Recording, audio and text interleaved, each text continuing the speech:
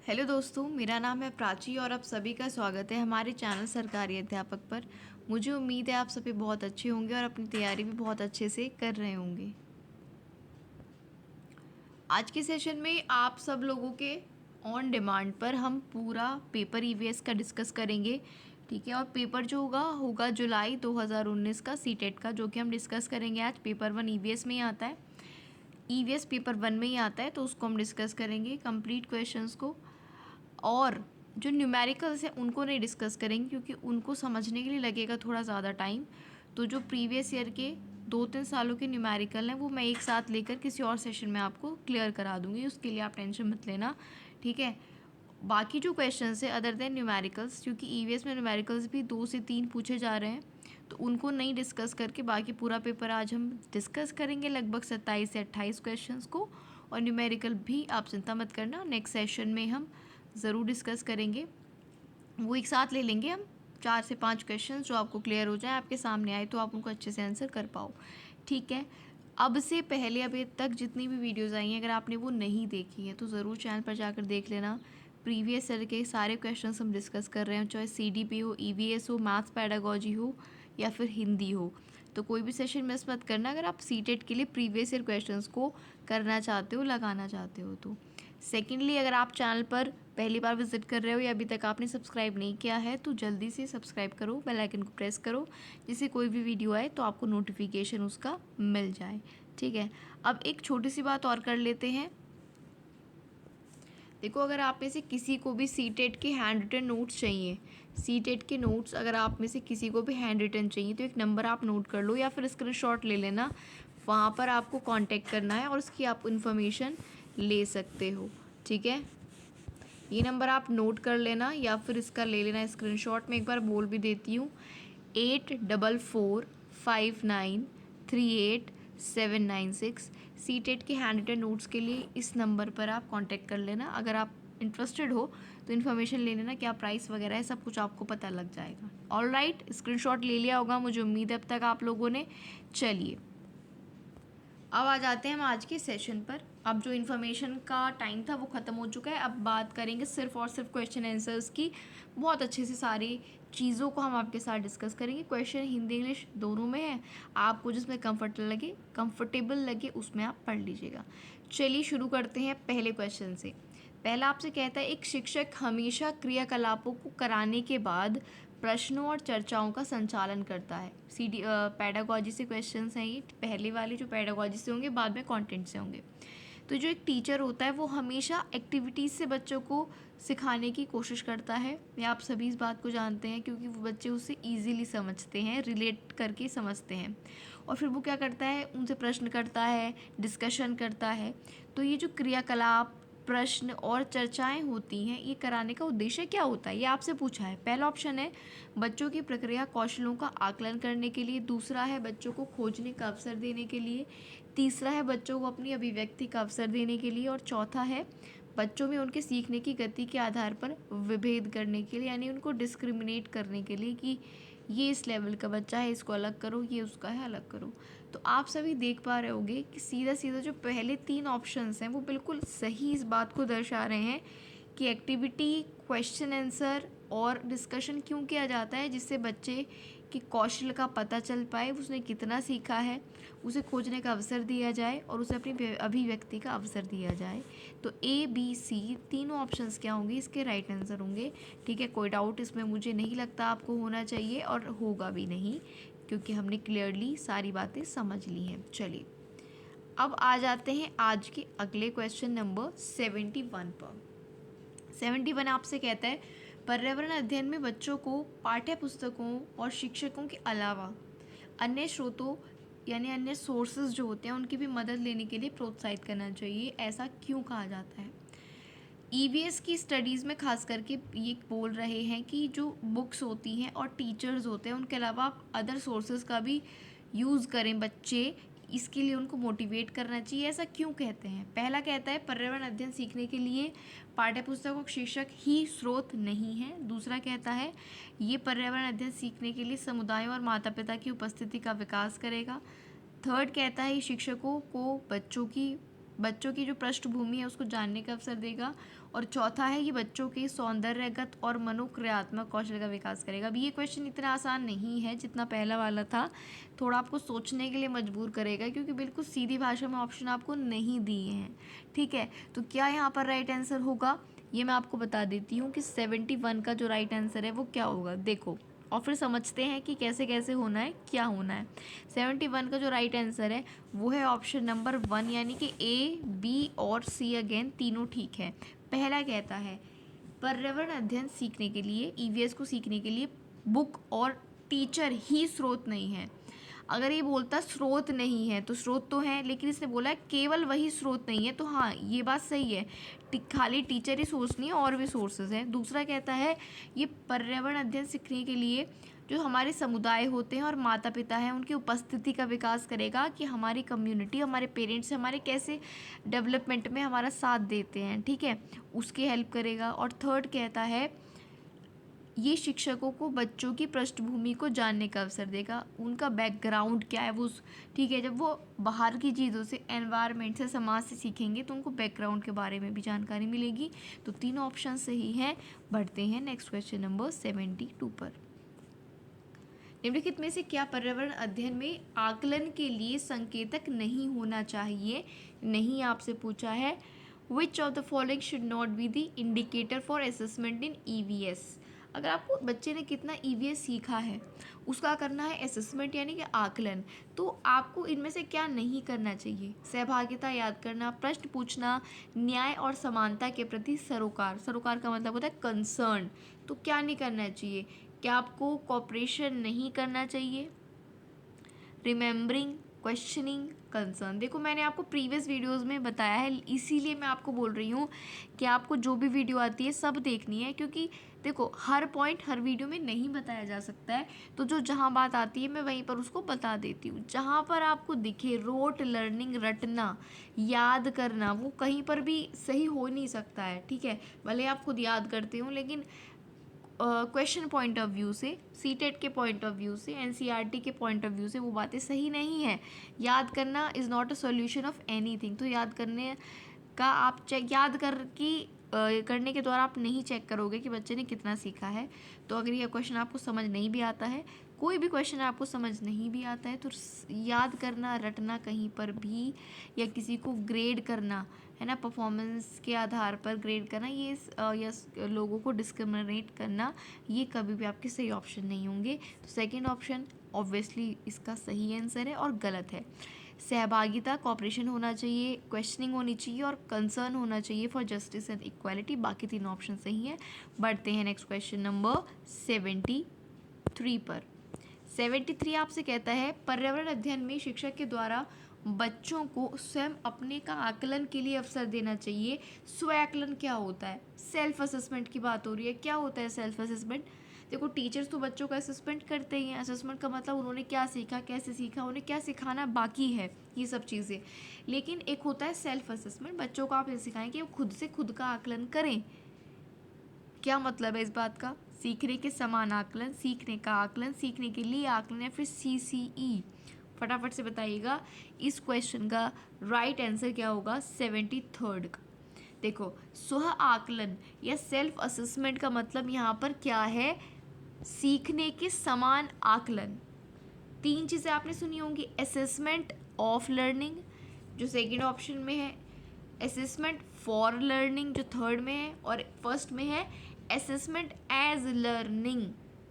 उसके साथ साथ सीखने के समान आप असेसमेंट कर रहे हो, सीखने के साथ आपने क्या सीखा उसको आप खुद एसेस कर रहे हो, दैट इज स्वआकलन या सेल्फ असेसमेंट। तो सेल्फ असेसमेंट का मतलब है सीखने के समान आकलन। कमेंट बॉक्स में एक बात बतानी है आपको, कमेंट करके CCE की फुल फॉर्म बताएंगे, जो कि ऑप्शन नंबर 4 में मेंशन है। कमेंट ज़रूर करना, नहीं पता है तो कहीं से भी ढूंढ कर कॉमेंट करना, उसको आप फिर कभी नहीं भूलोगे। पढ़ते हैं नेक्स्ट क्वेश्चन नंबर 74 पर। 74 आपसे कहता है एक शिक्षक खाना किस प्रकार से खराब होता है पर एक प्रयोग करता है, एग्जाम्पल करके बताता है, प्रैक्टिकल करके बताता है, एक्सपेरिमेंट करके बताता है कि खाना किस प्रकार से खराब होता है। शिक्षक बच्चों के समूह बनाकर उनको प्रयोग से संबंधित सामग्री देता है। शिक्षक बच्चों के समूह क्यों बनाता है? उसने ये एक्टिविटी करने के लिए उनके ग्रुप्स बना दिए हैं और उनसे रिलेटेड उनको सामान दे दिया है। तो वो ग्रुप्स क्यों बना रहा है टीचर, ये आपसे पूछा है। पहला है ये है सहपाठी अधिगम का समर्थन करता है। दूसरा है ये बच्चों की सामाजिक अंतक्रिया में सुधार करता है। थर्ड है समूह अधिगम बिना बोझ के पर्यावरण अध्ययन के अधिगम का प्रभावशाली तरीका है। और चौथा है कक्षा में अनुशासन को बनाए रखने के लिए समूह में अधिगम एक महत्वपूर्ण युक्ति है। तो कौन सा ऑप्शन सही है? ऑप्शंस आप देख पा रहे हो, केवल दो ही इनमें कोई से सही है। तो कौन सा सही है? 74 का आपको बताना है कि राइट आंसर क्या होगा। तो 74 का राइट आंसर होगा ऑप्शन नंबर 4 यानी कि ए और बी। तो केवल ए और बी यहाँ पर सही हैं अकॉर्डिंग टू ये जो क्वेश्चन है। यानी कि स्टूडेंट को बताना है टीचर को कि खाना कैसे ख़राब होता है, उसके लिए उसने ग्रुप्स बना दिए हैं और उनसे रिलेटेड उनको चीज़ों में बांट दिया है। उसने ऐसा किया है कि पहली बात तो ये सहपाठी साथ में लर्निंग करने को समर्थन करता है, इसको पीयर लर्निंग बोलते हैं। और ऑब्वियसली ये एक सोशल इंटरेक्शन को अच्छा करेगा, सामाजिक अंतःक्रिया को अच्छा करेगा बच्चे एक दूसरे से इंटरेक्ट होंगे, एक दूसरे के विचार जानेंगे और समझेंगे। तो पहला और दूसरा ऑप्शन यहाँ पर बिल्कुल करेक्ट है, बाकी दोनों करेक्ट नहीं है। बढ़ते हैं क्वेश्चन नंबर 75 पर। सारे क्वेश्चंस कवर करने हैं, थोड़ा सा, बहुत नहीं, थोड़ा सा फास्ट चलेंगे। 75 आपसे कहता है निम्नलिखित में से कौन पर्यावरण अध्ययन का उद्देश्य नहीं है, which is not the objective of teaching EVS. EVS को अध्ययन करने का, पढ़ने का उद्देश्य इनमें से नहीं है। पहला है परिवेशीय मुद्दों पर जागरूकता का विकास। दूसरा है बच्चों को स्वयं अपने हाथ से कार्य करने और खोजने की क्रियाकलापों से जोड़ना। थर्ड है बच्चों को पाठ्यपुस्तक की परिभाषाएं प्रदान करने के लिए प्रोत्साहित करना। फोर्थ है बच्चों की जिज्ञासा और सृजनात्मकता का पोषण करना। इसका आंसर आप आराम से बता सकते हो, क्योंकि इसका जो राइट आंसर है that is option number third. 75 का थर्ड ऑप्शन राइट आंसर है और पर्यावरण का उद्देश्य नहीं है। बच्चों को पाठ्यपुस्तक की परिभाषा पढ़ाने के लिए, समझाने के लिए आप नहीं पढ़ाते हो ईवीएस। क्लियर है? बढ़ते हैं 76 क्वेश्चन पर। पर्यावरण अध्ययन में चित्र पढ़ना एक महत्वपूर्ण क्रियाकलाप है। चित्रों के माध्यम से पिक्चर रीडिंग होती है ईवीएस में, बहुत इंपॉर्टेंट एक्टिविटी होती है। तो इनमें में से कौन सा या कौन से संकेतक या संकेतकों का बच्चों में आकलन चित्र पढ़ने के द्वारा हो सकता है? बच्चों का आकलन हम चित्र पढ़ने के द्वारा कर सकते हैं। इनमें से क्या क्या? पहला है अवलोकन और अभिलेखन, दूसरा है अभिव्यक्ति, थर्ड है विश्लेषण और फोर्थ है प्रयोग करना। क्वेश्चन में क्या कह रहा है फिर से समझ लेते हैं। पिक्चर रीडिंग की बात हो रही है और इनमें से कौन सा इंडिकेटर है जो बच्चों में आकलन चित्र पढ़ने के द्वारा हो सकता है? चित्र को पढ़ने से बच्चों का आकलन जिसके द्वारा हम कर सकते हैं। तो इनमें से क्या ऑप्शन सही होगा? 76 का आपको आंसर करना है कि क्या होगा। देखो 76 का जो राइट आंसर होगा वो क्या होगा? ऑप्शन नंबर 1, यानी कि ए, बी और सी तीनों आएंगे इसमें। ठीक, ए, बी और सी मतलब ऑब्जर्वेशन और रिकॉर्डिंग आएगी ना। पिक्चर रीडिंग में ऑब्जर्वेशन आएगी, रिकॉर्डिंग आएगी, एक्सप्रेशन आएगा, पिक्चर रीडिंग से एक्सप्रेशन आएगा बच्चे में, और एनालिसिस करना आएगा। प्रयोग करना इसमें शामिल नहीं है। तो इसमें बच्चे का आकलन आप चित्र पढ़ने के द्वारा कैसे कर सकते हो? एनालिसिस के द्वारा, एक्सप्रेशन के द्वारा और ऑब्जर्वेशन एंड रिकॉर्डिंग के द्वारा। एक्सपेरिमेंट यहाँ पर नहीं हो रहा है, ठीक है, इसलिए यहाँ पर ये नहीं आएगा। बढ़ते हैं नेक्स्ट क्वेश्चन नंबर 77 पर। रेटिंग स्केल में कौन सी टेक्निक का यूज़ किया जाता है? एक टेक्निक होती है रेटिंग स्केल, उसमें क्या यूज़ किया जाता है? अवलोकन, जांच सूची, अधिविन्यास या फिर लिखित प्रश्न। इंग्लिश में इनको पढ़ोगे तो ज़्यादा समझ आएगा। ऑब्जर्वेशन, चेकलिस्ट, असाइनमेंट्स या फिर रिटन क्वेश्चंस। रेटिंग स्केल में कौन सी टेक्निक आती है? तो सीधा सीधा मैं आपको इसका आंसर बता देती हूँ। रेटिंग स्केल में आता है टेक्निक ऑब्जर्वेशन, यानी कि अवलोकन, ऑब्जर्व करना किसी चीज़ को, that comes in rating scale technique. याद रखना रेटिंग स्केल में कौन सी टेक्निक यूज़ होती है? ऑब्जर्वेशन। क्लियर है? Option number 1। पढ़ते हैं नेक्स्ट क्वेश्चन नंबर 78 पर। अब ये उस समय पर झूम खेती से बहुत क्वेश्चंस पूछे जा रहे थे, मतलब 2019 का पेपर है, तो अगेन झूम खेती से ही आपके सामने क्वेश्चन है। झूम खेती में अपनाई जाने वाली पद्धति के विषय में नीचे दिए गए कथनों पर विचार कीजिए। यानी कि 4 कथन दिए हैं रिलेटेड टू झूम खेती, झूम फार्मिंग। फर्स्ट है एक फसल प्राप्त करने के बाद ज़मीन को कुछ साल तक ऐसे ही छोड़ देते हैं। दूसरा, इस जगह जो बांस या खरपतवार उगाता है उसे उखाड़कर जला देते हैं। थर्ड, खरपतवार आदि को जलाने पर प्राप्त राख को खाद की तरह यूज़ करते हैं। फोर्थ, जब इस ज़मीन में खेती की बारी आती है तो बीज छिड़कने से पहले इसे गहरा जोता जाता है। तो आप ना इस क्वेश्चन से समझ जाओगे झूम खेती के बारे में क्या इंपॉर्टेंट पॉइंट्स आपको पता होने चाहिए। तो देखो यहाँ पर झूम खेती के बारे में इन स्टेटमेंट्स में से जो है, जो स्टेटमेंट बिल्कुल करेक्ट होगा 78 का, वो होगा ऑप्शन नंबर 4। ऑप्शन नंबर 4 यहाँ पर जो है वो करेक्ट है। केवल ए जो है वो ऑप्शन नंबर करेक्ट है 78 का, ठीक है। तो यहाँ पर झूम खेती के बारे में सही है वो सिर्फ यही है कि एक फसल प्राप्त करने के बाद ज़मीन को कुछ सालों तक ऐसे ही छोड़ देते हैं। पहला पॉइंट सही है, क्लियर है। झूम खेती में क्या करते हैं, एक फसल जब काट दी, ठीक है, कंप्लीट हो गया उसका प्रोसीजर, फिर उस ज़मीन को कुछ टाइम के लिए खाली छोड़ दिया जाता है। पढ़ते रहे क्वेश्चन नंबर 79 पर। 79 आपसे कहता है किसी पर्वतीय क्षेत्र में प्रेक्षण करने पर, ऑब्जर्वेशन करने पर ये पाया गया कि लोगों ने अपने घर पत्थर, मिट्टी, लकड़ी और चूने से बनाए हैं। पर्वतीय क्षेत्र में, हिल पर ये घर 2 मंजिलें हैं और नीचे की मंजिल पर जानवरों को रखते हैं तथा ज़रूरत का सामान भी इकट्ठा करके रखते हैं। वो स्वयं पहली मंजिल पर रहते हैं। सभी घरों की छतें समतल हैं और इन्हें पेड़ों के मोटे तनों से बनाया गया है। तो ये पर्वतीय क्षेत्र दिए गए किस प्रदेश का भाग होते हैं? मेघालय, हिमाचल, जम्मू या फिर अरुणाचल। बताना है किसी राज्य के जो क्वालिटी है, कैसे होम है वहाँ पर, कैसे हाउसेस हैं, वो बताया गया। और ये ऐसे हाउसेस कहाँ पर पाए जाते हैं आपको ये बताना है। देखो, तो ऐसे हाउसेस पाए जाते हैं जम्मू कश्मीर में। बस आपको सिर्फ इतना याद रखना है कि सारी क्वालिटीज़ कहाँ के घरों की हैं, जम्मू कश्मीर की। इतना आपको याद रखना है। बढ़ते हैं क्वेश्चन नंबर 80 पर। 80 आपसे कहता है आम तौर पर ये माना जाता है कि रात में जागने वाले जानवर हर चीज़ को जिस रंग में देखते हैं वो रंग कौन सा है? अच्छा क्वेश्चन है आपके सामने, ठीक है। तो आपको बताना है कि आमतौर पर ये मानते हैं कि रात में जागने वाले जानवर हर चीज़ को किस रंग, एक रंग में देखते हैं, तो वो रंग कौन सा है? रात में जागने वाले जानवर हर चीज़ को जिस रंग में देखते हैं वो रंग कौन सा है, आपको ये बताना है। तो 80 का जो राइट आंसर होगा वो क्या होगा? ऑप्शन नंबर 3 होगा, काला और सफ़ेद। याद रखेंगे, काला और सफ़ेद। 80 का 3rd ऑप्शन क्या है? राइट आंसर है। रात में जागने वाले जानवर हर चीज़ को या तो काला देखेंगे और कैसा देखेंगे? सफ़ेद देखेंगे। क्लियर है इतनी चीज़? चलिए बढ़ते हैं नेक्स्ट क्वेश्चन नंबर 81 पर। केंचुओं को किसानों का मित्र कहा जाता है। अर्थवॉर्म्स को क्या कहा जाता है? Friend of farmers. इसके लिए क्या सही कारण है? क्यों केंचुओं को किसानों का मित्र कहा जाता है? ये भी बहुत पूछा जाने वाला सवाल है, आपको पता होना चाहिए। पहला कहता है केंचुए मृत पत्तियों और पौधों को खाते हैं तथा इनके मल से ज़मीन उपजाऊ होती है। दूसरा है केंचुए खरपतवार खाते हैं जिससे मुख्य फसल की रक्षा होती है। थर्ड है केंचुए ज़मीन में छेद बनाते हैं जिससे ज़मीन पोली हो जाती है, जिसको क्या बोलेंगे? डिगिंग, ठीक है।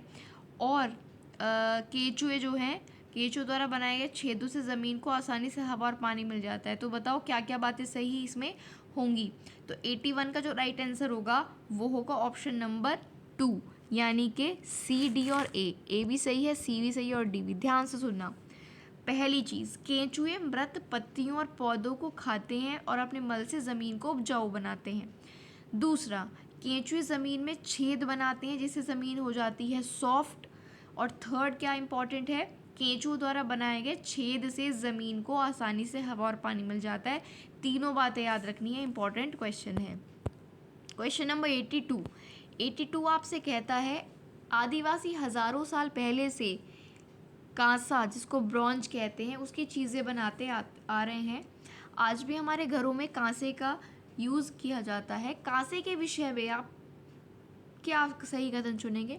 सीधा सीधा आपसे पूछा है कांसा यानी कि ब्रॉन्ज किससे मिलकर बना है, किस किस धातु से मिलकर बना होता है? ब्रॉन्ज।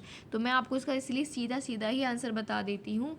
3rd ऑप्शन इसका राइट आंसर होगा। कॉपर और टिन से मिलकर बनता है ब्रॉन्ज, यानी कि कांसा, ठीक है। कॉपर और टिन का सूत्र इस टाइम मुझे याद नहीं आ रहा है, ठीक है। कॉपर को तो Cu से रिप्रेजेंट करते हैं, टिन का मुझे इस टाइम ध्यान नहीं आ रहा, आप चेक कर लेना। पर आपको याद क्या रखना है कि कॉपर और टिन का मिश्रण होता है जिससे कांसा यानी कि ब्रॉन्ज बनता है, कॉपर एंड टिन। ठीक है, चलिए नेक्स्ट क्वेश्चन नंबर 83। नारियल डली हुई किसी भी करी के साथ उबला हुआ टैपिकोआ किस क्षेत्र का प्रिय भोजन है? तो जब आती है नारियल की बात, तो आप कौन से ऑप्शन पे जाओगे? वेस्ट बंगाल, बिहार, तमिलनाडु या फिर केरला? फटाफट से इसका आंसर आपको अपने माइंड में मार्क कर लेना है और मैं आपको उसका राइट आंसर बताती हूँ। इसका राइट आंसर जो है वो है ऑप्शन नंबर 4 यानी कि केरला। केरला में नारियल डली हुई किसी भी करी के साथ उबला हुआ टैपिकोया जो है प्रिय भोजन माना जाता है। बढ़ते हैं नेक्स्ट क्वेश्चन पर। Question number 84। निम्नलिखित में से त्योहारों के उस समूह को चुनिए जो पूर्णिमा को मनाए जाते हैं। काफ़ी जनरल नॉलेज से भी इसमें क्वेश्चन पूछे जाते हैं। उन त्योहारों का समूह जो पूर्णिमा पर यानी कि जब फुल मून होता है ना, पूरा चांद होता है आसमान पर, वो कौन से त्योहार हैं जो पूर्णिमा पर मनाए जाते हैं? तो इसका 84 का जो राइट आंसर होगा वो होगा ऑप्शन नंबर 2, होली, रक्षाबंधन और आपका गुरु नानक का जन्मदिवस। तीनों पॉइंट याद रखना। होली पूर्णिमा पर मनाई जाती है, आने वाले समय में जो रक्षाबंधन है वो भी पूर्णिमा पर मनाया जाता है, और गुरु नानक जन्म दिवस भी। चलिए बढ़ते हैं नेक्स्ट क्वेश्चन पर। निम्नलिखित राज्यों के समूहों में से किस एक समूह के समुद्र तट अरब सागर पर है? अरब सागर के इनमें से जो है कौन से राज्यों के तट अरब सागर पर हैं? अरेबियन सी पर हैं, ये आपको बताना है। 4 ऑप्शन से आपके पास है, पढ़ लीजिए चारों को। ठीक है, तो 85 का राइट आंसर यहाँ पर आपके पास क्या होगा? ऑप्शन नंबर 4 होगा। ठीक है, ऑप्शन नंबर 4 आपका राइट आंसर होगा 84 का। 85 का ऑप्शन नंबर 4 होगा करेक्ट। कर्नाटक, केरल और गुजरात ये अरेबियन सी पर आते हैं। इधर वाली साइड आते हैं ना ये मैप में, ठीक, इधर अरेबियन सी है, तो इधर आपके पास आ जाता है कर्नाटक, केरल और गुजरात। क्लियर है इतनी बात? याद रखना ये अरब सागर के तट पर है शहर, स्टेट। नेक्स्ट क्वेश्चन है, हमारे देश के मानचित्र में झारखंड कहाँ पर है? पश्चिम बंगाल के पूर्व में, ओडिशा के उत्तर में, छत्तीसगढ़ के दक्षिण पूर्व में या फिर उत्तर प्रदेश के पश्चिम में? अब इसके लिए आपको मैप थोड़ा पता होना ज़रूरी है। 2-3 क्वेश्चंस मैप से आपसे पूछे जा सकते हैं, तो मैप को अच्छे से आपको स्टडी करना है। प्रीवियस ईयर क्वेश्चंस का पढ़ने का मतलब क्या होता है कि उससे हमें समझ आए कि किस तरह के क्वेश्चन पूछे जा रहे हैं, और फिर हमारा जो पॉइंट या टॉपिक क्लियर नहीं है उसको अच्छे से पढ़ लें। तो यहाँ से हमें यही पता चल रहा है कि मैप को आपको बहुत अच्छे से पढ़ना है। 86 का जो बेसिकली आंसर होगा वो ऑप्शन नंबर 2 होगा। ओडिशा के उत्तर में है झारखंड, ये ओडिशा है और इसके उत्तर में नॉर्थ में क्या है आपका? झारखंड है। ठीक है, ये ओडिशा है और ये इस ओडिशा के नॉर्थ में क्या है? उत्तर में झारखंड है। ये मैप से आपको ज़्यादा क्लियर होगा, लेकिन फिर भी आप इसको ध्यान रखिएगा। Next question number 87। निम्नलिखित में से क्या पेट्रोलियम से प्राप्त नहीं होता? यानी कि 3 चीज़ें हैं इनमें से जो पेट्रोलियम से प्राप्त होती हैं, लेकिन एक नहीं है जो पेट्रोलियम से प्राप्त होती है। तो वो क्या है? ऑब्वियस सी बात है, क्लियरली हमें पता है कि कोयला पेट्रोलियम से प्राप्त नहीं होता। मोम, ग्रीस, डीजल पेट्रोल से प्राप्त किए जाते हैं, इसको पेट्रोलियम बोला जाता है, राइट। लेकिन कोयला थोड़ी ना पेट्रोल से प्राप्त होता है, तो क्लियरली इसको ऑप्शन नंबर 3 राइट आंसर है। अब ये 88 आपका न्यूमेरिकल है, इसको हम नहीं कर रहे, और ये इस तरह का न्यूमेरिकली कई बार पूछा गया है। ठीक है, बढ़ते हैं क्वेश्चन नंबर 89 पर। हमारे देश के एक जंगल में उस जंगल के लोगों को खेती के लिए ज़मीन ग्राम सभा द्वारा एक विशेष मात्रक में दी जाती है, इसे टिन कहा जाता है। अब टिन क्या है? गांव के लोगों को खेती के लिए ज़मीन दी गई जिसको टिन में बांटा गया। अब टिन एक यूनिट है, लेकिन टिन का मतलब क्या है? टिन यूनिट जो है उसका मतलब क्या है? 89 का राइट आंसर क्या होगा? देखो, टिन का जो मतलब है वो भूमि जिस पर कोई किसान 1 टिन बीज बोता है। सिंपल सा मतलब है। टिन क्या है? वो भूमि जिस पे 1 टिन बीज बोता है किसान। क्लियर है? भूलोगे तो नहीं, इसको याद रखना आप, ठीक है। 90th क्वेश्चन जो है दैट इज़ ऑल्सो न्यूमेरिकल। ये आपका डायरेक्शन सेंस पर है, दिशा परीक्षण पर आधारित है। इसको मैं आपको क्लियर कराऊंगी, डोंट वरी। लेकिन क्योंकि थोड़ा टाइम ज़्यादा चाहिए न्यूमेरिकल के लिए, वो नेक्स्ट सेशन में डिस्कस करेंगे। कुछ क्वेश्चंस आगे से हमने शुरू कर दिए थे, मतलब हमारे रह गए थे, उनको अब हम देख लेते हैं। पहला आपसे यहाँ पर फिर से कह रहा है, हम सभी पुराने कुओं को देखते हैं जो अब सूख गए हैं। हमारे बड़े ये कहते हैं कि अब से लगभग 25 से 30 साल पहले इन कुओं में काफ़ी पानी था, परंतु अब ये पूरी तरह सूख गए हैं। इन कुओं के सूखने का कारण क्या हो सकता है? संभावित कारण पूछा है। 4 ऑप्शन है। पहला कहता है जिन झीलों में वर्षा का पानी इकट्ठा होता था अब वहाँ नहीं हो रहा, तो फिर झीलों से तालाबों में नहीं जाता। दूसरा है पेड़ों, कुओं और आसपास के क्षेत्रों की ज़मीन अब कोलतार या सीमेंट से ढक गई है। थर्ड कहता है कुओं का कोई उपयोग नहीं करता क्योंकि घर में टोंटियाँ यानी कि टैब्स लग गई हैं। और फोर्थ कहता है भूमिगत पानी को खींचने के लिए कई विद्युत मोटर चालित पंप लगाए गए हैं। तो काफ़ी सही पॉइंट्स हैं ये, लेकिन इनमें जो बेस्ट एक्सप्रेसिव पॉइंट हैं इस क्वेश्चन के लिए वो क्या होंगे ये आपको बताना है। तो 61 का जो राइट आंसर होगा वो क्या होगा? ऑप्शन नंबर 3 होगा। ए, बी और डी जो है वो बेस्ट ऑप्शन है। इन्होंने ये नहीं पूछा कि यूज़ क्यों नहीं करता कोई, तो ये टोंटी वाला ऑप्शन वैसे तो ठीक है, कुओं का यूज़ कोई इसलिए नहीं करता क्योंकि घर में टैब्स लग गई हैं, लेकिन क्वेश्चन में ये नहीं पूछा। क्वेश्चन में पूछा है कि कुएं के सूखने का क्या कारण है, ठीक। तो इसलिए थर्ड नहीं होगा, पहला होगा क्योंकि वर्षा का पानी झीलों में इकट्ठा नहीं होता तब तालाब में जाता। दूसरा है कि आसपास की ज़मीन सीमेंट से ढक दी गई है, ठीक है, तो वहाँ नमी नहीं जा पाती। और फोर्थ है भूमिगत पानी को खींचने के लिए कई प्रकार के विद्युत मोटर चालित पंप लग गए हैं, इसलिए कुएं सूख गए हैं। ठीक है, क्लियर है। बढ़े नेक्स्ट क्वेश्चन नंबर 62 पर। पर्यावरण अध्ययन में संकल्पनाओं और मुद्दों को विज्ञान और सामाजिक विज्ञान विषय के रूप में नहीं रखा गया है, क्यों? ईवीएस के जो कंसेप्ट और इशू हैं ये बता रहे हैं कि ईवीएस के कंसेप्ट्स एंड इश्यूज़ को साइंस और सोशल साइंस से नहीं जोड़ा गया है। ऐसा क्यों? कि इस आयु वर्ग के बच्चे अपने परिवेश को समग्र रूप में देखते हैं इसलिए, या फिर ये शिक्षण अधिगम की एक अच्छी युक्ति है इसलिए, ये पाठ्यक्रम के भार को कम करने के लिए है इसलिए, या फिर सीबीएसई के द्वारा पर्यावरण अध्ययन के पाठ्यक्रम को इसी प्रकार से निर्धारित किया गया है इसलिए। EVS concept and issues have not been compartmentalized into science and social science में नहीं रखा। EVS को साइंस में, सोशल साइंस में क्यों नहीं रखा, इसका क्या कारण है, ये आपसे पूछा है बेसिकली। तो 62 का जो आपका राइट आंसर होगा वो ऑप्शन नंबर 1 होगा, क्योंकि इस आयु वर्ग के बच्चे अपने परिवेश को समग्र रूप में देखते हैं तो उससे वो ज़्यादा बेटर चीज़ों को सीख सकते हैं। The child looks at her और his environment in holistic manner. EVS, क्योंकि हम यहाँ पर EVS 1st to 5th class के बच्चों के लिए बात कर रहे हैं। Next question number 63। नीचे दिए गए शहरों में से किस एक में रेत के पहाड़ जिन्हें रेत का टीला कहते हैं वो पाया जाता है? तो ये भी आप आसानी से आंसर दे सकते हो 63 का। आबू धाबी, बर्लिन, थिम्पू या फिर काबुल। कहाँ पर रेत के टीले पाए जाते हैं? तो आबू धाबी में, याद रखिएगा आबू धाबी में रेत के टीले पाए जाते हैं, आपको ये याद रखना है। बढ़ते हैं नेक्स्ट क्वेश्चन नंबर 64 पर। पर्यावरण अध्ययन के पाठ्यक्रम में उपविषयों के स्थान पर थीम को प्रस्तावित किया गया है, ऐसा क्यों? मतलब EVS में उपविषय नहीं रखे गए हैं, ठीक है। टॉपिक्स जो EVS में जो है EVS को थीम बेस्ड बनाया गया है, ऐसा क्यों बनाया गया है?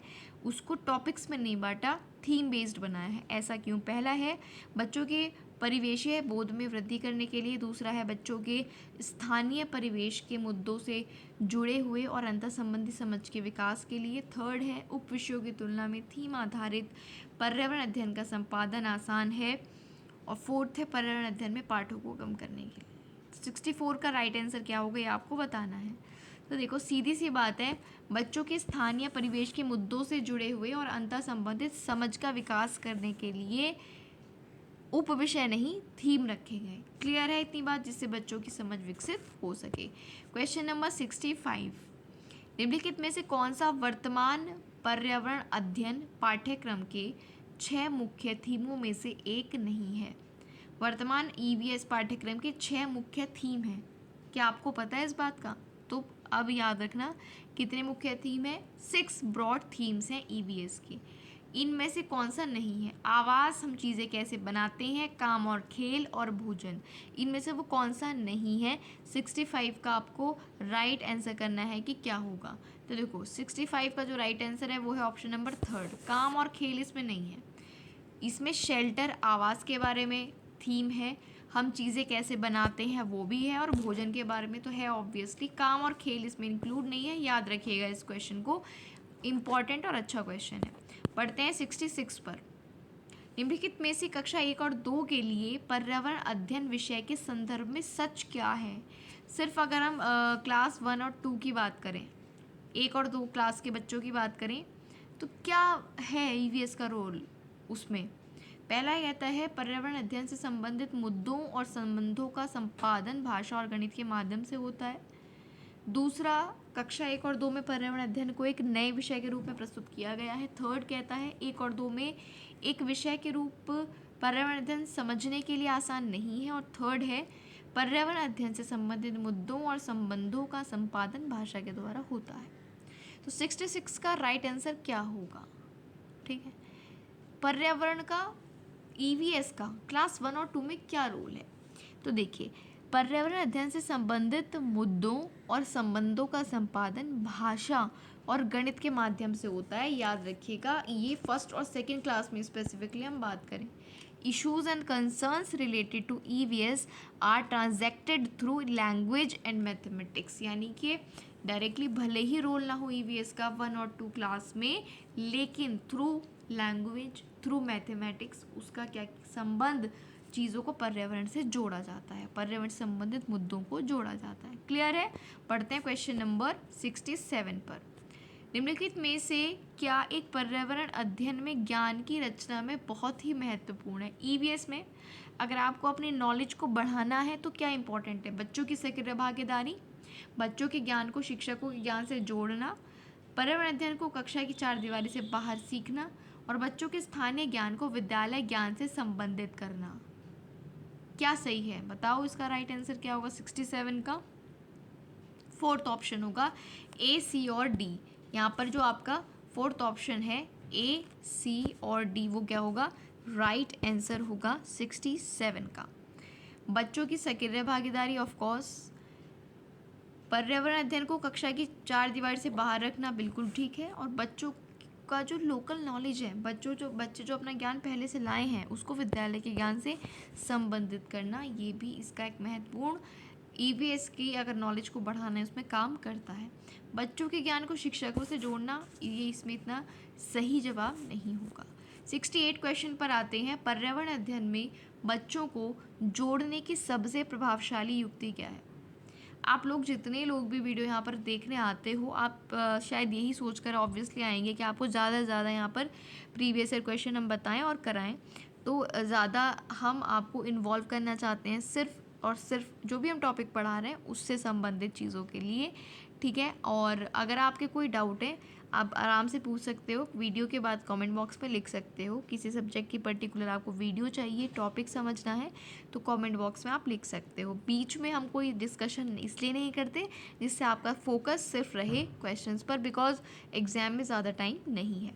तो पर्यावरण अध्ययन में बच्चों को जोड़ने की सबसे प्रभावशाली युक्ति क्या है। पाठ्य पुस्तक को पढ़ना, शिक्षकों द्वारा व्याख्या देना, कक्षा निर्देशन यानी कि क्लास डेमोन्स्ट्रेशन, या फिर किस्से कहानियाँ। ईवीएस में बच्चों को अगर बिल्कुल कनेक्ट करना है, इंगेज करना है, तो what should be the right strategy, आपको बताना है 68 का राइट आंसर। तो ऑब्वियस सी बात है, किस्से कहानियों से बच्चे सबसे ज़्यादा कनेक्ट होते हैं। नैरेटिव्स जिनको कहा जाता है, किस्से कहानियाँ, उनसे कनेक्ट करके आप चीज़ों को पढ़ाएंगे तो बच्चे बहुत अच्छे से समझेंगे और इंटरेस्ट लेकर समझेंगे। 69 क्वेश्चन, निम्नलिखित में से कौन सा एक पर्यावरण अध्ययन से संबंधित सच नहीं है। सच नहीं है पर्यावरण अध्ययन के बारे में। पहला है पर्यावरण अध्ययन बाल केंद्रित अध्ययन है। दूसरा है पर्यावरण अध्ययन बच्चों को अपने परिवेश को खोजने का अवसर देता है। थर्ड कहता है पर्यावरण अध्ययन वर्णन और परिभाषाओं पर बल देता है। फोर्थ कहता है पर्यावरण अध्ययन की प्रकृति एकीकृत है, इंटीग्रेटेड है। तो आपको क्या लगता है इसका राइट आंसर क्या होगा। पर्यावरण के बारे में सच नहीं है, ऑप्शन नंबर थर्ड। क्या पर्यावरण डेफिनेशंस पर बल देता है। बिल्कुल भी नहीं देता। डेफिनेशन परिभाषाओं पर, बुक की ज़्यादा चीज़ों पर बल नहीं देता है। तो थर्ड ऑप्शन इसका राइट आंसर हो जाएगा। क्लियर है। मुझे उम्मीद है आपको ये सारे क्वेश्चंस जो भी हमने बातें करी हैं सब कुछ बहुत अच्छे से क्लियर होगा। दो न्यूमेरिकल्स को छोड़ दे तो पूरे 28 क्वेश्चंस हमने डिस्कस कर लिए हैं और न्यूमेरिकल की चिंता आप ना करें। देखो, अगर आपको आते हैं न्यूमेरिकल्स तो हम उसको स्किप कर सकते हैं, लेकिन अगर आपको वाकई में न्यूमेरिकल सीखना है तो आपको कमेंट करना होगा, क्योंकि उसके लिए हमें आपके लिए अलग से वीडियो बनानी होगी आपको समझाने के लिए। तो कमेंट कर देना जिन जिन लोगों को भी न्यूमेरिकल समझना है, जो कि ईवीएस में 1 से 2 या 3 से 4 पूछे जा सकते हैं आपसे। बाकी आज की वीडियो में कंप्लीट ईवीएस को हमने डिस्कस करने की कोशिश की है और उम्मीद की है आपको चीज़ें क्लियर हों और समझ आई हों। एग्ज़ाम में बहुत कम टाइम है तो ज़्यादा चीज़ों को एक्सप्लेन तो नहीं कर पा रहे, क्योंकि आप सब लोग बोल रहे हो कि एक कंप्लीट पेपर आप डिस्कस कराओ, मतलब पूरे 30 क्वेश्चंस एक ही सेशन में कराओ, तो ज़्यादा डिस्कशन तो पॉसिबल नहीं है, लेकिन जितना पॉसिबल है उतना हम आपके लिए कर रहे हैं। अगर आपको ये प्रयास हमारा अच्छा लग रहा है तो वीडियो को लाइक ज़रूर कर दीजिएगा। सब्सक्राइब नहीं किया है सब्सक्राइब कर लेना, और जाने से पहले अपनी स्टडी ग्रुप में, सीटेट वाले ग्रुप में इस वीडियो को शेयर ज़रूर कर दीजिएगा। अपनी पढ़ाई आप लगातार करते रहिए। कमेंट कर देना किसी भी एग्ज़ाम से रिलेटेड कोई क्वेरी है या फिर किसी सब्जेक्ट का कोई टॉपिक या पेपर आपको यहाँ पर हमसे पढ़ना है, लेकर आना है उसके लिए। तो मिलते हैं अब नेक्स्ट वीडियो में। आज के लिए इतना ही रखते हैं, तब तक के लिए पढ़ते रहिए। Thank you.